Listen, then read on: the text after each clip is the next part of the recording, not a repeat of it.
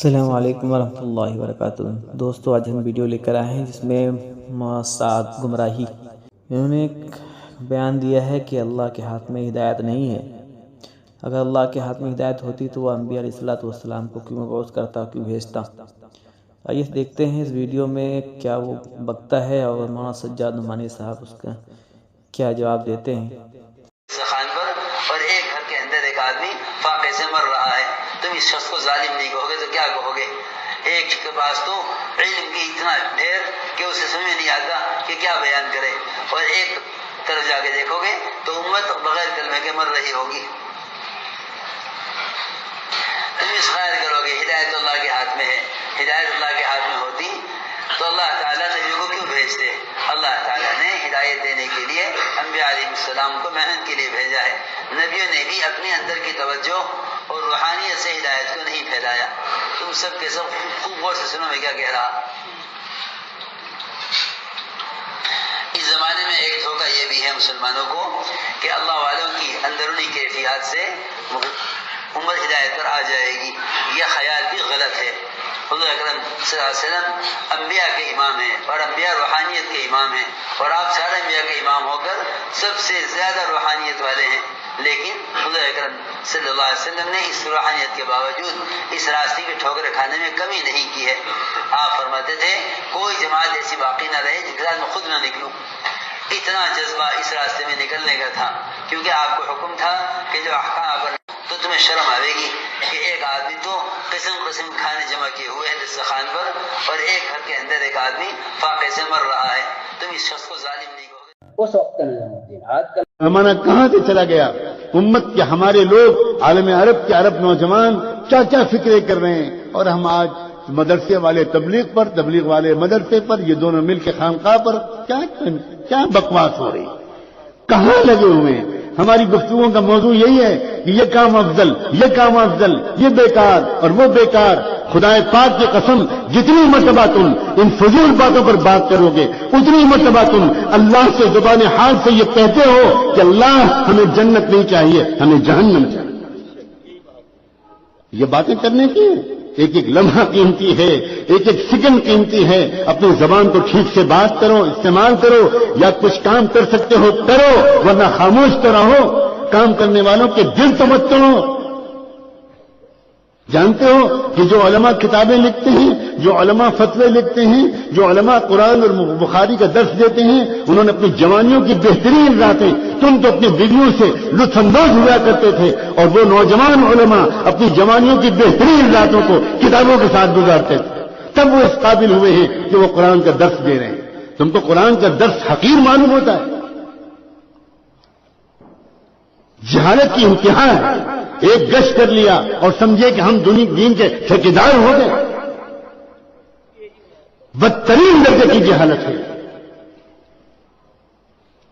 اس کا کوئی تعلق تبلیغ سے نہیں ہے۔ حضرت مولانا الیاس رحمۃ اللہ علیہ کے دامن اس سے پاک ہے، حضرت مولانا یوسف کا دامن اس سے بالکل پاک ہے۔ جانتے ہو حضرت مولانا الیاس کو؟ وہ تبلیغ کے ذمہ دار ہو، تمہیں پتہ ہی مولانا الیاس رحمۃ اللہ علیہ کون تھے؟ جس وقت مولانا الیاس رحمۃ اللہ علیہ سے کہا گیا کہ حضرت شیخ الہند کے گھر کی مستورات میں یہ کہلایا ہے کہ آپ بیان کر دیجئے، حضرت مولانا الیاس کھڑے ہو گئے، کہنے کہ الیاس کی یہ اوقات ہے کہ شیخ الہند کے گھر کی مستورات میں بیان کریں۔ اس کے بعد تھوڑی دیر روتے رہے اور پھر کہنے لگے اس گھر کا احسان ہے، میں اس گھر کا غلام ہوں، اس گھر کی عورتوں کے حکم کو ٹال نہیں سکتا۔ اس کے بعد ننگے پیر دیوبند کی اس گلی میں چلے جہاں میرے والد صاحب نے اس گلی میں چل کر مجھے بتایا اس گلی میں شیخ حضرت مولانا الیاس رحمۃ اللہ علیہ کبھی چپل پہن کے نہیں چلے۔ اللہ اکبر! کیوں؟ فرمایا یہ میرے استاد کے استاد کا مکان ہے، میں یہاں چپل پہن کے نہیں چل سکتا۔ جب حضرت شیخ الہند کے یہاں پہنچے تو جانتے ہو وہاں کی عورتوں نے مونڈا بچھا رکھا تھا، ایک کرسی بچھا رکھی تھی بیٹھنے کے لیے تاکہ حضرت اس پر تشریف رکھیں اور بیان فرمائیں، تو بجائے مونڈے پر بیٹھنے کے ایک نوکر اور غلام بلکہ بھکاری کی طرح گھر کی چوکھٹ پر بیٹھ گئے۔ گھر کی عورتوں نے کہلوایا حضرت سے کہو کہ اوپر آ کے بیٹھیں، کہنے لگے میں اس گھر کا غلام ہوں، میں چوکھٹ سے آگے نہیں بڑھ سکتا۔ کیا ہو گیا ہے لوگوں کو آج؟ کیا قیامت قریب ہے؟ کیا ہم نے اپنے دلوں پر مہر لگوانے کا فیصلہ کر لیا ہے؟ کیا ہم کو یہ بات نہیں معلوم کہ حضرت مولانا الیاس رحمۃ اللہ علیہ 3 دن کے لیے جب جماعت میں نکلتے تھے، 3 دن کے لیے میوات جاتے تھے تو خود فرماتے تھے اگرچہ میرے ساتھ ذاکرین کی جماعت ہوتی ہے، میرے ساتھ صالحین کی جماعت ہوتی ہے، لیکن 3 دن لوگوں کے ساتھ اٹھنے بیٹھنے کی وجہ سے میرے دل میں گرد و غبار آ جاتا ہے۔ میں جب تک خانقاہ رائے پور میں جا کر ذکر نہیں کرتا، اس ماحول میں نہیں رہتا، تب تک میرا دل صاف نہیں ہوتا۔ اللہ اکبر! حضرت مولانا الیاس رحمۃ اللہ علیہ کا دل 3 دن نکلنے کے بعد اس کا محتاج سمجھے وہ کہ مجھے اللہ والوں کے بعد حضرت رائے پوری کے پاس جا کر ذکر کو کرنا پڑے گا، تب میرا دل صاف ہوگا۔ اور آج اللہ اکبر، ہم یہ سمجھتے ہیں ہمیں ضرورت نہیں اللہ والوں کے پاس جانے کی۔ کیا ہمارا دل حضرت مولانا الیاس کے دل سے زیادہ چمک گیا ہے؟ جنون کی بھی کوئی حد ہوتی ہے۔ اللہ کے بندو، ہونا تو یہ چاہیے کہ سب شعبے میں لگے ہوئے لوگ دوسرے شعبے والوں پر رشک کریں۔ ہونا تو یہ چاہیے کہ علم والے ذکر والوں سے کہیں آپ کتنے خوش نصیب ہیں، آپ کتنے خوش نصیب ہیں کہ آپ تو گھنٹوں اللہ کی یاد میں ڈوبتے ہیں، آپ کو اللہ سے رابطہ ہو جاتا ہے، آپ کی تو ہر دھڑکن سے اللہ اللہ کی آواز آتی ہے۔ ہم لوگ تو مسئلے مسائل پڑھانے میں لگے رہتے ہیں، کتابیں پڑھانے میں لگے رہتے ہیں، آپ ہمارے لیے دعا کر دیں۔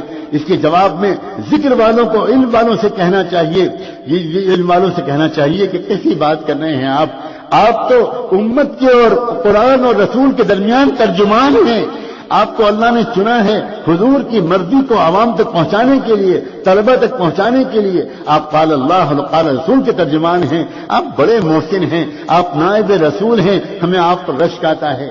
اور ہونا تو یہ چاہیے کہ یہ دونوں مل کر دعوت والوں سے کہیں کیا آپ کا نصیب ہے، آپ کتنے پیارے ہو، اپنی جان مان لے کر آپ نکلتے ہو اللہ کے راستے میں، آپ گشت کرتے ہو، آپ کو لوگ جھلکتے ہیں، آپ کا لوگ مذاق اڑاتے ہیں، آپ کا لوگ دل توڑتے ہیں، آپ برا نہیں مانتے، آپ ان کے لیے دعا کرتے ہیں، آپ تشکیلیں کرتے ہو، آپ ملکوں پھرتے ہو، آپ بہت اونچا کام کر رہے ہو، ہمارے لیے دعا کرتے رہا کرو، ہم بہت محتاج ہیں۔ اور دعوت والے پلٹ کر علم اور ذکر والوں سے یہ کہیں حضرت یہ آپ کیا فرما رہے ہیں، آپ کا مقام، آپ بہت اونچا کام کر رہے ہیں، آپ تو علماء ورثۃ الانبیاء، آپ تو انبیاء علیہ السلام کے وارث ہیں، ہم تو بہت معمولی لوگ ہیں، یہ تو غنیمت ہو گیا وہ کچھ کلمہ نماز کو سیکھنے کا راستہ ہمارے لیے بھی نکل آیا۔ کاش کہ دین کے مختلف شعبوں میں لگے ہوئے لوگ اپنے کو چھوٹا اور دوسرے کو بڑا سمجھ رہے ہوتے تو پھر اللہ کی نگاہ میں سب بڑے ہو جاتے۔